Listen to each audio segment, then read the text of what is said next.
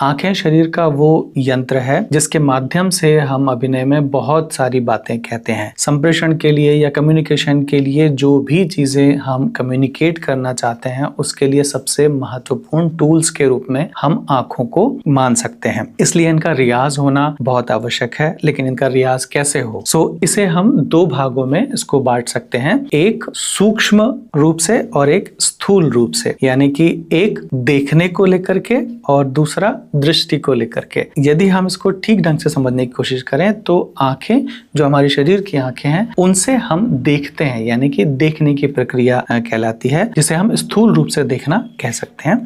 यानी कि जैसे मैं अभी देख रहा हूं इन आंखों से लेंस की तरफ, ये हुआ देखना। लेकिन यदि हम दृष्टि की बात करें, दृष्टि यानी कि विजन, कि हम कैसे देखते हैं, एक तरीके से अगर हम कहें कि उसमें भाव अगर हम जोड़ दें तो वो भाव क्या हो सकते हैं, वो हमारा विजन कहलाएगा। सपोज अगर मैं